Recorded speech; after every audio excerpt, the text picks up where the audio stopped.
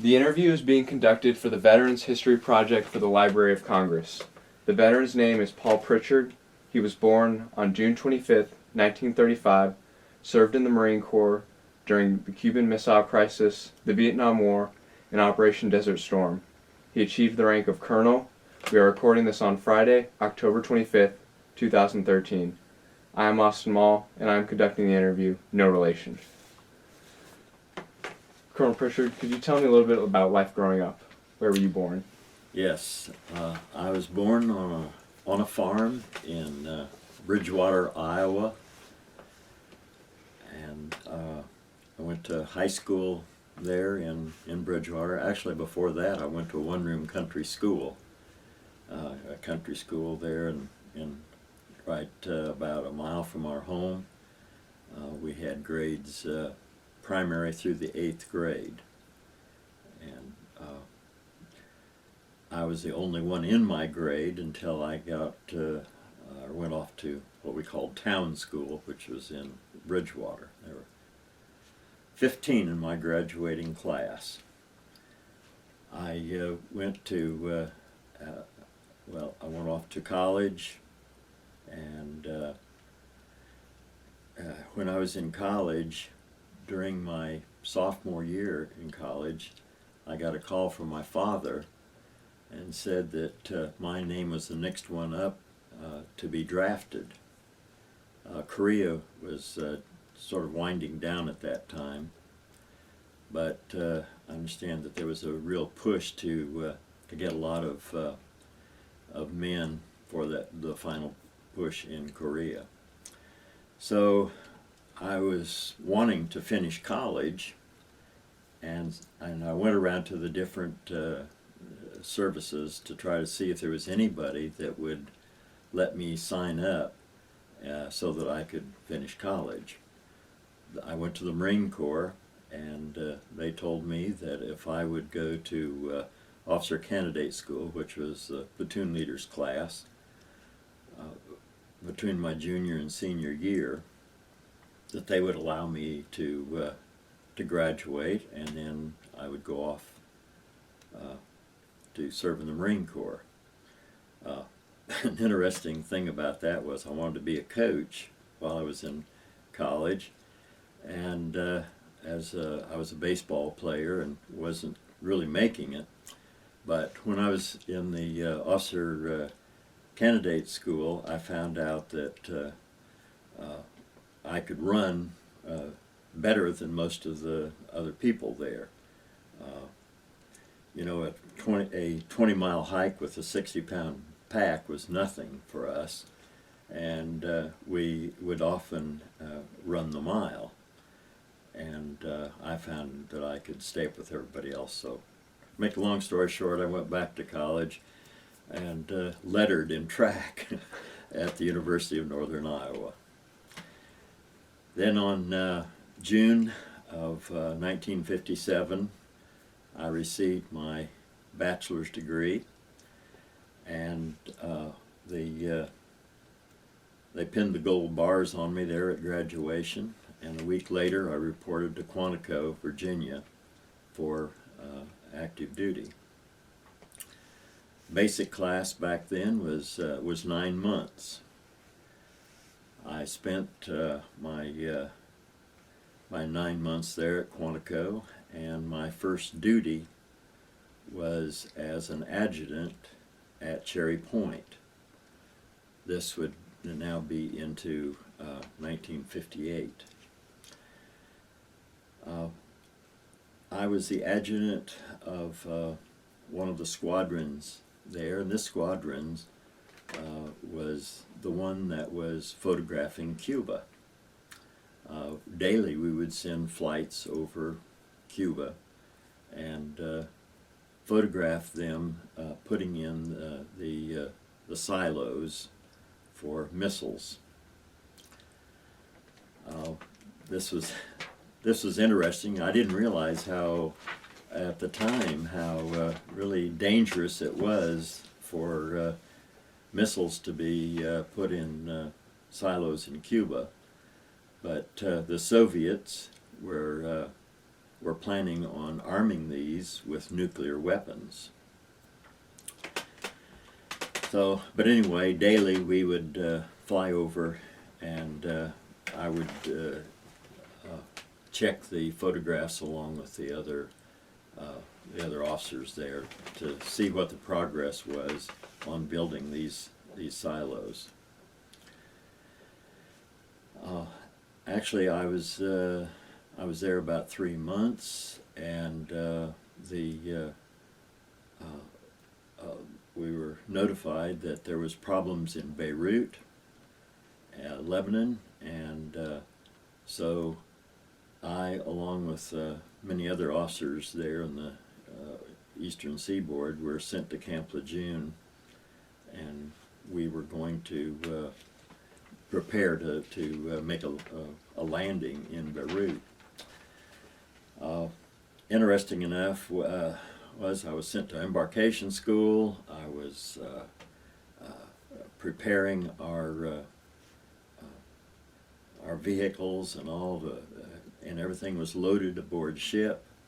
And the day before we were supposed to go to Lebanon, we were told that it had been called off. I served the rest of the time there at Camp Lejeune, the rest of my 4 years. While I was there with the Marine Corps, I was able to get a master's degree. So the day that I left my active duty, I was able to get a master's degree, and was married, and all within a few days. Later on in I should say that I was in the reserve, and each summer I would spend about at least a month on active duty with the reserves. One thing that you might be interested in is that I was an educator, of course, and I was offered the opportunity to take a trip with Phi Delta Kappa, which is it's a organization for educators, and so I signed up for this because I was very curious about seeing the Soviet Union.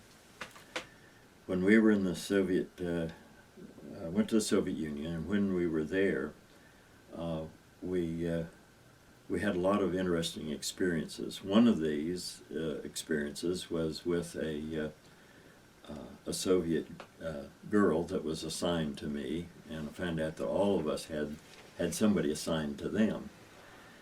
And this girl was trying to tell me all the advantages of being a communist, and couldn't understand why Americans weren't communists.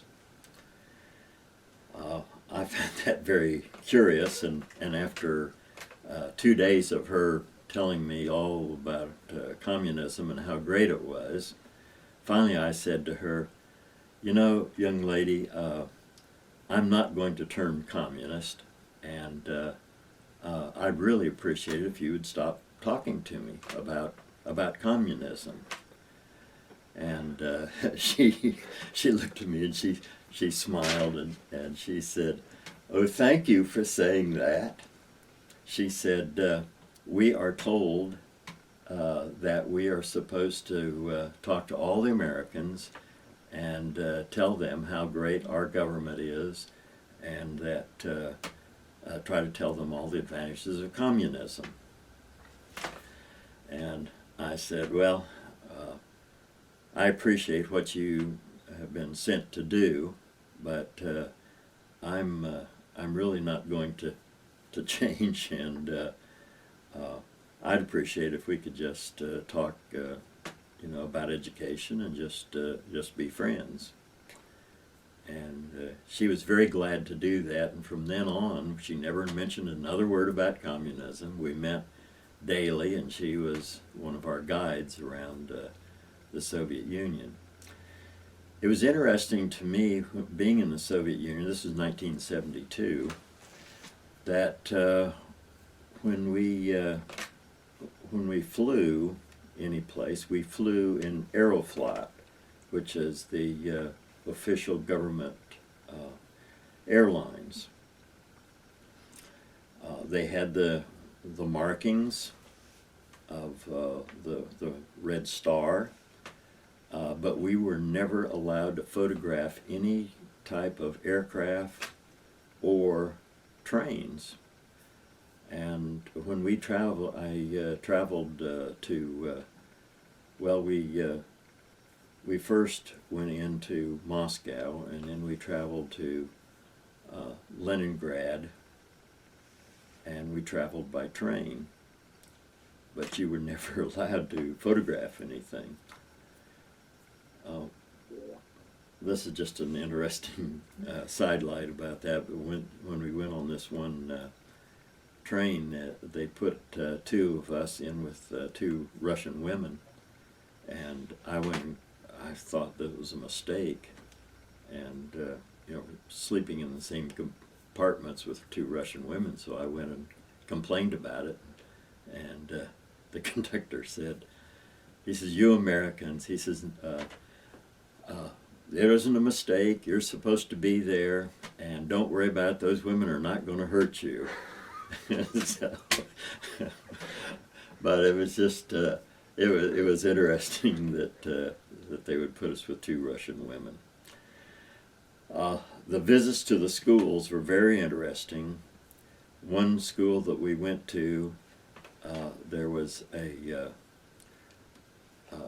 reef and a picture of a young girl, and we were asking about that, and the principal said, "She is one of the heroes here. Her parents were not communism, and were not communists, and they had or she had turned them in because of their pro-U.S. leanings, and those two were sent off to prison, and she was a member of the Young Communist Party, and so they had this, she was a hero in that school because communism was more important to her than her parents were. We had a very interesting trip there. We were there for almost a month, and visiting all of the different schools and colleges and so forth. One night when we were there, we went to a cabaret, and at this cabaret there was a couple that had just come in, had just gotten married. The lady was still in her wedding dress and all, and her husband was in uniform, in Russian uniform. After we were there a while, the Russian officer came around to some of us and wanted to know if any of us had been in the Navy, and nobody had been, and so I spoke up and said I'd been in the Marine Corps. He said, "Well, have you ever been aboard ship?" And I said, "Well, yes, I've been aboard a LST and an LSD." He says, "Have you ever been aboard a destroyer?" And I said, "Well, no." He said, "I've always wanted to meet an American that had been on a destroyer." And I said, "Why was that?" He said, "Well, I'm a submarine officer, and when we're out in the middle of the ocean," he said, "we will play games with the Americans." And he says, "The destroyer will come over the area where we are, and we'll go on silent running, and we'll try to maneuver to get away." And so he says, after we do this for maybe half an hour, maybe even an hour, he said we'll come up topside, and the captain of our submarine will talk to the captain of the destroyer. And he said, but we were never allowed to talk to an American sailor. So he says, I've always wanted to talk to somebody about this experience. And we chatted for a while, and he was asking me different things about program study text, for instance. And I had written some program study text, actually, for the Marine Corps. So he was just asking me some different questions about how we do that. And then after a while he said, do you know who my hero is? And I said, well, no, probably Khrushchev. He says, oh no, it's not Khrushchev. He says, Khrushchev is a crazy man. We always thought that he was looking for any excuse that he could find to start a war. And he said when the Cuban Missile Crisis occurred, we were all really concerned that he was going to try to start a war with the United States, because if he could ever get his missiles into Cuba, that he wouldn't hesitate. So he says, my hero is your President Kennedy, because President Kennedy put the embarkation, put a blockade up around Cuba so that we could not get our ships through. And he said, we really believe that if Khrushchev could have got those missiles through, he would have manned those missiles in Cuba, and he would not have hesitated to bring those on the United States. He says he was a little afraid because we knew that there were missiles in Turkey aimed at the Soviet Union, and we thought that if he ever brought these missiles into Cuba, that that the United States would bring their missiles into us from Turkey, and it would have been an all-out atomic war. And he said we were afraid for our homeland because of that. Did you ever feel that fear? At the time, I don't think we realized how bad it really was, or how close we were really coming to a war. We knew that they were trying to get the missiles in there, and I don't know. As a young guy, I guess I didn't feel that same fear, but there were a lot of people during that period of time that were building bomb shelters. This was during the late 50s and early 60s that lots of people, when they were building a new house, for instance, would put in a bomb shelter under their house. But anyway, with this young officer, I talked to him for, I don't know, quite a while. And he said, when he started saying these things about President Kennedy and how much he admired President Kennedy, I said, you know what, I've got a 50-cent piece here in my pocket that's got a picture of Kennedy on it. And I said, I'd like to have you have this. And I pulled it out, and he stopped my hand before he even got out of my pocket. And he kept looking around to see if anybody was watching. He said, I can't take that. He said, please just leave it in your pocket. He says, please don't take your hand out of your pocket. And I thought that was kind of strange. But the whole time we were talking, he kept looking around to see who was watching him. And so, anyway, he got up and left and went over to the other side of the room. Pretty soon his bride came over, wedding dress and all, and sat beside me. And she said, you know, she says, my husband would really like to have that coin, but he can't be seen taking it.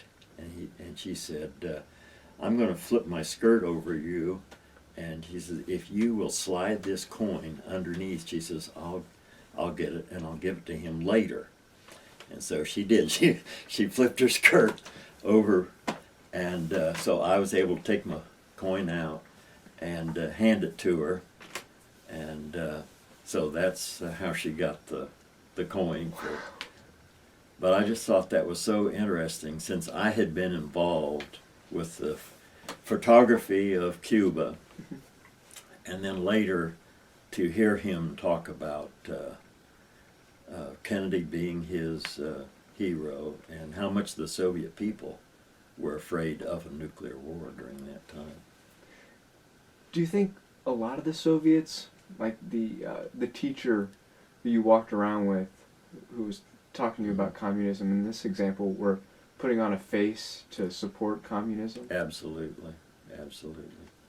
In fact, she told me, she said, you know, I've got to know a lot of Americans, and she says, I like American people, but I just don't trust your government. And I said, well, you know, I like Russian people too, but I don't like your government.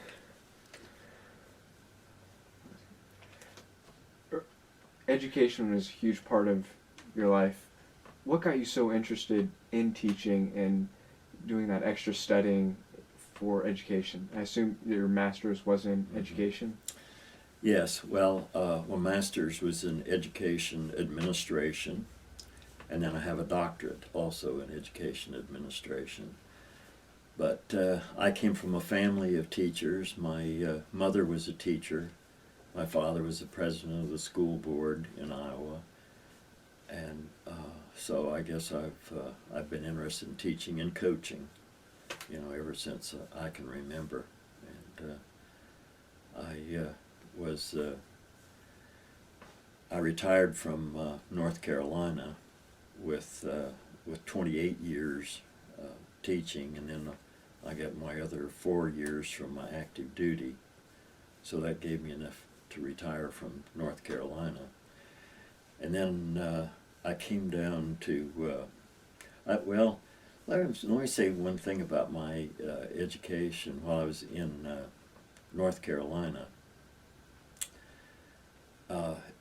We were going through integration at that time, and I took a job in Chapel Hill in 1961 to be the principal of the first integrated elementary school in that area, which was quite an experience, because the whites and the blacks did not trust each other, and the whites thought that if they ever let the black students come into their schools, that it would lower the achievement level of that school. And the blacks were a little afraid to be part of the white schools, and so there was a lot of troublemakers that would come and stir up the students. That was about the time of the sit-ins in Greensboro. So we had those same kind of sit-ins there in Chapel Hill. And the year after I had been the principal of the integrated elementary school, and the way they integrated, they took all of the sixth graders from the black schools, the white schools. There were seven elementary schools that they put together, and so I had the teachers of the sixth grade from the whites and the black schools, and that was the way that we had our first integration there in Chapel Hill.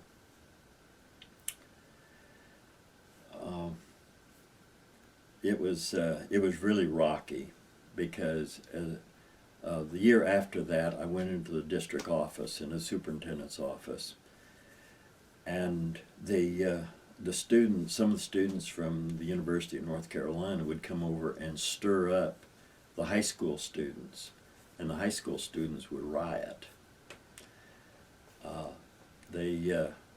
They would take broomsticks and knock out windows, and when a riot would start, all of the classrooms would lock their doors, and some of these the black students would come and like I say, with the broomsticks, and knock holes in the ceiling tile and just and riot.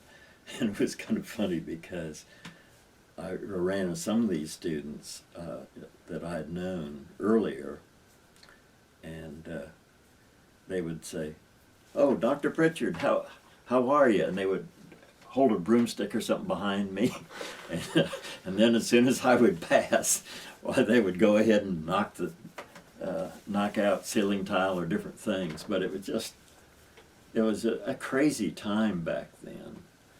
Integration was it was a very difficult time, and it took several years before we ever got that smoothed out. By the way, that's what my dissertation was on, was the effects of desegregation in Chapel Hill. And I took the test scores of grades 3, 5, and 7 before integration and after integration, and compared them. And the test scores showed that the black students actually went up, and that the white students remained the same. So integration did not ruin our schools like so many of the parents were afraid that it would. Going back to your experience in Russia, Yes. Is there anything else you'd like to add on to that and the Cuban Missile Crisis? Well, it was a very interesting time. Of course, this is during the Cold War. And to see the slogans and that were all over the city, the fact that we would only travel at night, we were very limited in taking pictures. I felt that was all very interesting. Leningrad was St. Petersburg, and they changed the name to Leningrad. I had a chance to be in Red Square, and it was interesting to me that the churches were turned into museums. Mm-hmm. They were not functioning churches at that time. It was interesting trying to buy something. We were at the GUM department store, and it was so complicated to buy anything. First of all, there just wasn't a lot of food in the grocery stores. But if you're going to buy something, you'd go and you'd look at it and you'd pick it out and say, okay, that's what I want. And then you had to go to another location and get permission to buy that item, and then you'd come back and actually pick up the item that you wanted to buy. So it was a very complicated system to purchase anything. Everything was very dark at that time. There weren't a lot of lights. Neon lights were just very, very few neon lights. It was just very dark and drab and depressing. They would have apartments for particular, like the streetcar workers all had their own apartment back then, and they would have child care there in those apartments. I thought the schools were very interesting to visit. If the teacher was would stand up at the front of the room, and if they called on anybody, that child had to stand up. Now this is like high school. Had to stand up and recite and then sit down. But the teachers were very revered. The Young Communist Party in the high school all wore armbands. They had a red armband, and so they were very distinguishable. So you knew who all was in the Young Communist Party. But I was very interested in the education system, of course, being an educator myself. But it was a great experience. Good, good. Well, two things. I am more welcome to run down and grab some water. I Sure. know would you like for me to do Absolutely. that? Okay, I'll be right back. Okay. Because Let's do it. Is that off now? No, it's gonna stay running because you can't stop. But I know that you've been talking for a while, and I've. Oh, okay. I apologize. No problem.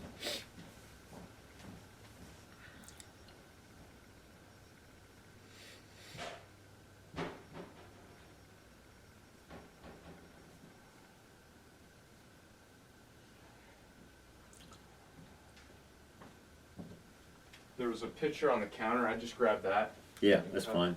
Okay. Again, I should have got water first. There you go. No problem. Thank you. I'm gonna leave this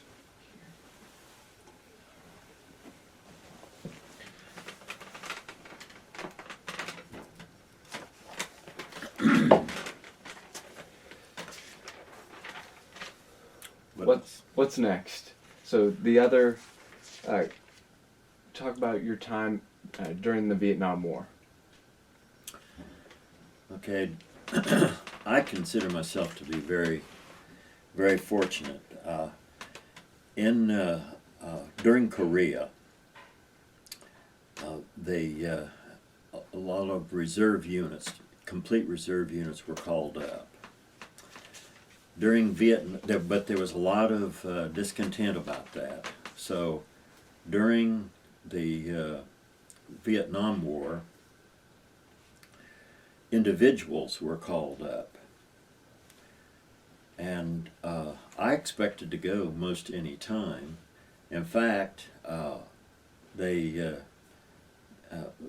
Marine Corps knew that I was working on my doctorate. And so they encouraged me to go ahead and get all my coursework out of the way, and so that all I would have left was writing the dissertation. That would be easier to pick up. And so I did that. I was going to the University of North Carolina, finished all my coursework, and they were calling people left and right from all around me, but I was the commanding officer of that unit, of a comm unit there in Greensboro. And I still hadn't been called, so then I started working on my dissertation, which was about the effects of desegregation. And I just never did get called up. I will say that my younger brother got called up, and he also was a colonel, and but he was on active duty in Vietnam. And I was just fortunate, I just didn't get called up for that. And members of our unit got called up for Desert Storm. I didn't get called up for that either, so I was just very fortunate, that's all I know. And the fact that I had a doctorate, I think the Marine Corps thought that was pretty valuable to them. I was able to write several study texts that the Marine Corps used. And one of the main things that we wrote were study texts on a program called MAGIS, Marine Air Ground Intelligence System. Back then the Marine Corps had a intelligence system for the field. I don't think it was used a whole lot, but it took 2 huge trailers to put the computers on these trailers. And today a simple PC can do a whole lot more than what those 2 trailers full of computers could do back then. So now I'm sure we've got a much better system than what we started with back then. Do you have any other brothers and siblings besides your younger brother? I do, but the other brother was not in Okay. the military. Did you keep in correspondence when your brother went overseas? And As much as we could. He would write occasionally, and but back then it was difficult. You know, we couldn't. Today, like, we're in direct contact with people in Afghanistan through email, but we didn't have email back then, so it was just snail mail. So during this time, you're working on your dissertation, but you're still remaining active. When you had to spend that summer in active duty during these conflicts, what were you doing? Okay. Well, one summer I went to San Diego, and we took our unit over there. Another summer I went to school down in Key West, Florida, to intelligence school down there. I went to Pensacola to the defense school. A lot of it was going to schools during the summer, and the last few years that I was in the Marine Corps Reserve, I was with the intelligence unit in Quantico. And that was a very interesting experience there, working with intelligence. I know we had some Marines that were accused of spying, and so we had to. I wasn't involved in the questioning on all of them, but the unit that I was in was. Okay. Anything else? No, definitely else. Important question, Okay. because do you think the Marine Corps helped you be a better educator, as far as it was being a principal in North Carolina, or principal here in Clemson, South Carolina? You know, they can't teach you in any course how to be a really good administrator or teacher, I don't think. I think that it's practical experience. And the Marine Corps gave me so much practical experience in leadership that I think that that's probably what gave me the best background and education for being a good leader.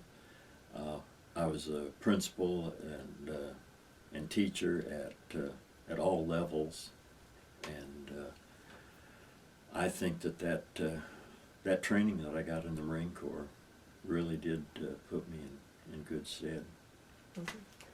And this is another question I wrote down from earlier. Okay. Less to do with military, more personal life. But I'm curious, how did you meet your wife? You mentioned that earlier, but it's Okay. I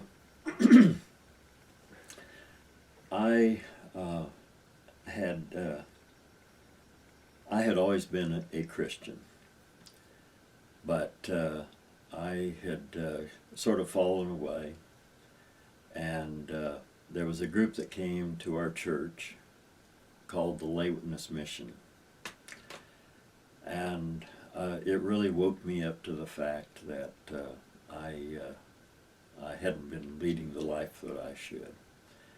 And I'll just give you, I felt that there was a real big change that weekend. For instance, during the Vietnam War, whenever I was in uniform, I was called baby killer and people spit on me and so forth. And it was usually people that I considered hippies. So I had a real thing against hippies. And after I had rededicated my life, I was leaving the church and there were two hippies standing there beside the road. And I picked those hippies up right away and said, "Where do you want to go?" And they told me where they were. But I just use it as an illustration to show that there was a change in my life.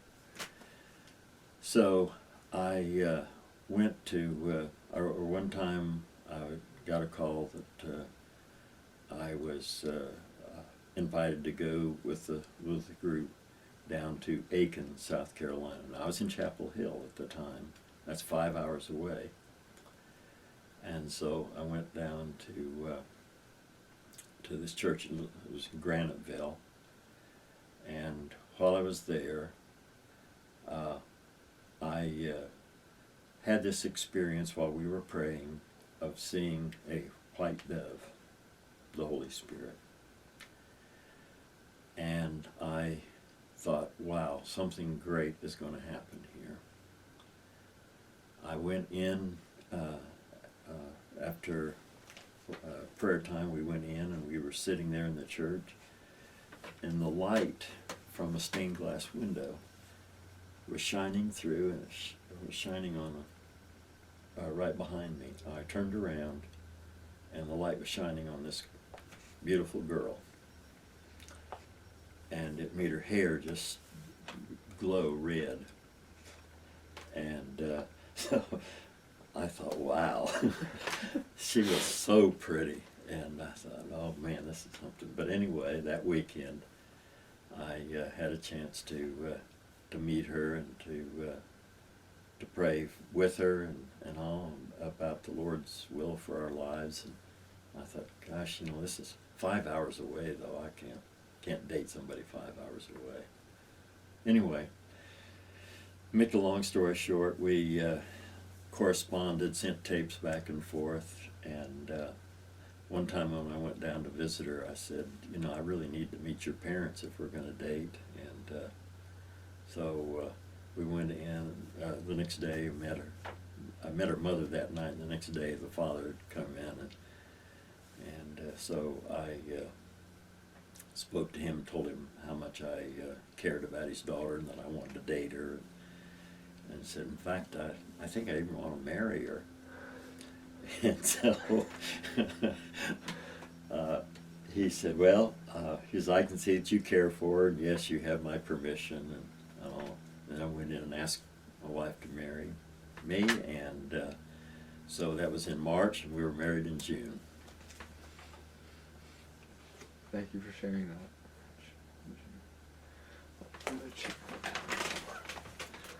Okay. Last question for me, and it's just any extra comments that you would like to give to, whether it's a civilian or someone who is in military life, about the importance of preserving these stories and that reverence for those who do respond to the call to serve. Mm-hmm. Well, we owe so much to those that have gone on to serve and to die, that this country might remain free. I think especially about World War II. If we had not entered into the war when we did, we might all be speaking German today, because that was Hitler's plan, that he was going to take over the world. And I think when we entered that war and we stopped Germany, and then of course Japan the same way, that we lost a lot of men, and they were glad to give their lives for this country. I am a little concerned now, though, that sometimes we get into meaningless wars, and I wish that we wouldn't do that. in the Korean War, it was we didn't go to win. We went to stop the enemy from progressing, and the same way in Vietnam. These last few wars, we haven't allowed to just really to go in and finish it. And I think if we're going to go into a war, that we ought to go in to win, like we did in World War II. Thank you. Let me turn You're this welcome. off.